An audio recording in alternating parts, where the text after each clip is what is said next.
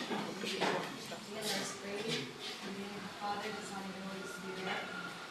Our most gracious Heavenly Father, we are grateful for this wonderful morning, and for waking us up early in the morning, O God. We thank you for the blessings. We thank you for the knowledge of the Google to acquire this morning. Salamat at Google to pour out your knowledge, your wisdom, your understanding towards us, O God. In the name of Jesus, I pray.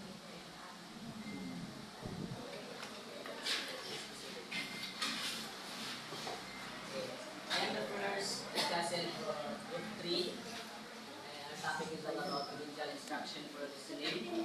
People will proceed, raise by the first remedial instruction for listening.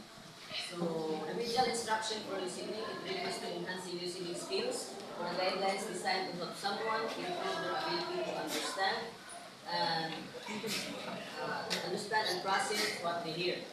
So they focus on specific techniques to overcome listening challenges. So can you please read the verse? Listening is a crucial skill for learning a second language. However, many language learners find it to be the most challenging skills to develop. While the importance of listening comprehension is often highlighted in language teaching, teachers may not always focus enough on it in their lessons. So listening skill is a crucial skill for learning in a second language. Of course, it is because the role of listening skill is to absorb the information, to expand your knowledge about something, right? Tama ba? Yes. So, however, many language learners find it is to be the most challenging skill to develop. Why is it? Why listening skill is challenging skill to develop? Do you have any idea?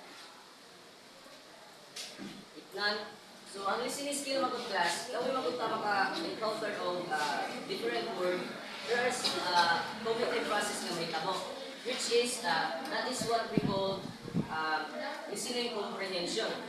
Now, what if the speaker is pas-pas yung istorya? So do you think absorb na lang sa student ang iyang istorya? So there's a possibility na dili yun. That's why ang listening skill is challenging skill to develop. It is because nakadepende sa audience kung saan yung pag-absorb ng information.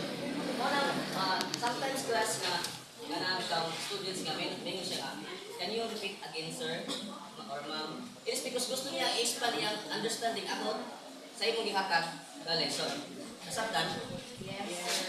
So, while the importance of listening comprehension is often highlighted in a language teaching, teacher may not always focus enough on it in their lesson. It is because, as we observe class, sa language manggod, si teacher nag-focus rin na siya sa speaking, reading, or writing. Speaking, the way how to communicate using our second language, and reading, how to expand our vocabulary, or how we recognize each word na ito ang mind counter of writing. But when it comes sa listening, there are 4 possible reasons na nung dili kayo ma-prioritize ni teacher ang listening skill when it comes sa iyahang lesson. First is time constraints. Teacher have limited time to cover all curriculum requirements. So, kapulo ba yun nga, daway magtudlo ang sa teacher, limited time na yun ang iyahang time. Even sa panggani sa motivation, dapat mahuman ang motivation within 5 minutes lang. So, how much more kung iya pa yung i-focus ang listening skill to those students na lack of motivation to listen. So, consume with sa taas-taas na time. Next is assessment focus. So, sa traditional assessment, ang teacher focus on written and spoken communication. Written, when it comes to written, ang kanang essays, di ba? And sa spoken communication, muna siya ang kanang oral recitation. No, di ako nag-focus si teacher sa language assessment. Next is misconception. Some teacher may believe listening is effective. Listening is a passive skill that develops naturally. So, ang teacher, expected yun nga, ang listening skill yun nga. Ang listening skill is ma-develop rin siya naturally. Unlike sa speaking, reading, o writing, kinahanglan pagin siya i-guide sa teacher kung saan na siya, for example, sa communication, tulungan sa teacher, kung saan pag-speak sa student, how communicate English fluently. Also sa reading o sa writing. But ang ika-4 is lack of resources. A teacher may not have access to effective listening activities or material. So this is a four possible reasons why listening skills is di kayo siya mag-prioritize the teacher when it comes sa iyang lesson. Sabtan, so in a communicative classroom, teaching listening skill is essential. Students who are good at listening can participate more effectively in the class activities. Yes, of course, like what I said earlier, no? If the students are good enough in listening skills, so they can absorb a lot of information. Kaya magamit sa mga different activities. So, if the teacher wants to question them, or here or there, okay, so dali na kayo siya tubag. It is because that siya understanding when it comes sa language kaya they are good enough from listening skills. Absorb na siya ng information. So, it's time to the factors affecting listening comprehension. So, severe factors can influence how a student understand what they hear. They can be grouped into two categories, internal factors and external factors. But sa akong part, focus na lang sa internal factors, kaya sinis Sturges so ang discuss sa external factors. So sa internal factors, there are 5 factors that we need to consider. First is learner characteristics. So this include individual traits such as age, gender, and motivation. So learner characteristics like age, gender, and motivation can influence learning skills because they affect how people process information, pay attention, and engage with what they hear. So sa age, younger listeners may have shorter attention span, while older listeners may have more life experience to relate. Of course, for example lang, if we compare the elementary students sa ato, so there is a big opposite, when it comes sa listening skill. It's because elementary students man God is dagan pa kayo barriers nga makahatag sa ilang nga dili gid nila ma-absorb kita ng information. Especially talkative sila sa ilang seatmate. Di kay sila kapaminaw. It is because dagan kay sa kaistorya, dagan pa mga dula nga nasa ilang muna-muna. Unlike sa to nga kanang we are matured enough bitaw when it comes to listening skill. It's because ma-relate na nato ang lesson nga batong gusto nga i-absorb. Kasabtan, next is the gender. So, some research suggests that men and women have a different listening style. So, sa akong research, no?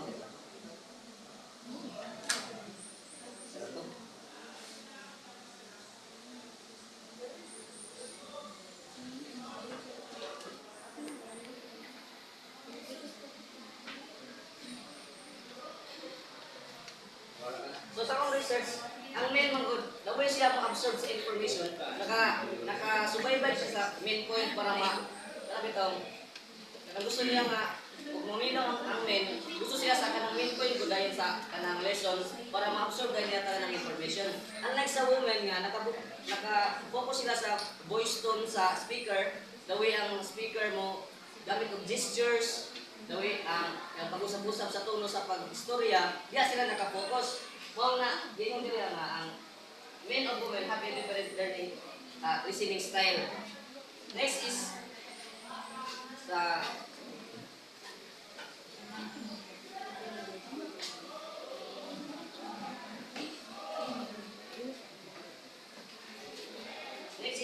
motivation. Someone who is highly motivated to listen will likely more attentive and engaged than someone who is not. Of course, if the student is motivated, so ganahan siya maminaw. Kaya motivated na siya. Unlike sa katong dili motivated na students, maybe they have problems to their family, or sigulagan siguro sa uya, kung di ka buminaw tarong, kaya na sa una. No? So, di na siya motivated na.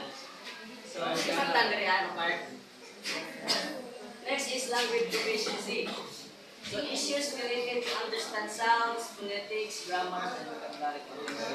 Of course, if the students are nakapitang kay sila familiar, di ba sa word, na mag-different ay na may kanang the same when it comes sa kanang pag-pronounce, basta nang leave nga kanang mabuhi o leave nga kanang ugiya, no? So they are struggling a lot of kanang diri ang apart. It is because kanang di ka nila ma-absorb na information ay magribog sila kung sa hatag na message sa text, no?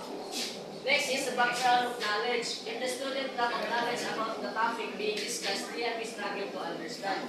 Of course, if the students dili gid siya kasabay sa lesson, so mag-listen din sila kung absorb na sa information. Like for example, if si teacher is nag-discuss about the American Revolution, kung kabalo kung saan ang American Revolution, kung kabalo sa rason nung wala siya na tama na rin. Kung kabalo sa kanang rason anong nahimo ang American Revolution. So dili gid mo ganahan maminaw. Or else dukaon mo maminaw ana. It is because wala mo understanding about ana. Next is psychological factors, risk, anxiety can affect listening ability. Of course, isa po isa sa common factors na hindi kayo siya. Di kayo ang student ganahan maminaw is because basig nas lahi siya una-una. For example, si Mr. Jeso, ganahan pa siya maminaw kung kunya kung ano ato ang discussion is kanang defense na sa iyang thesis. So dili na siya ganahan maminaw. It's because nag-focus na siya sa niya pag-defense sa iyang thesis unya. So hopefully sa mga factors nga dili kay ganahan ng students family kaniya mabso ng information. It is because lahi ang naa sa iyang una-una. Nasabtan? Yes. Next is other factors. Attention span, memory, and sensitivity can also impact how the students listen. So like what I've said earlier, no, attention span, the students is lack of attention kung maminaw. So, higit kanya ma-absorb na ng information. Memory, kung slow learners ang students, di na niya ma-absorb talaga ng information sa ihatag ng teacher, especially if the teacher is fast to communicate sa iyang student na kung siya kanabitaw, dali na siya makalimot, tapos hinay ang function sa iyang utok, sa iyang cognitive process. So, like, there's a possibility na makalimot din dahil sa ihatag ng teacher na lesson. Analysis sensitivity and also impact how will the students listen. So, and overall, developing listening skill is vital for helping students succeed in learning a new language. So, that's the end of my part, and I give the floor to Mr. Jesu.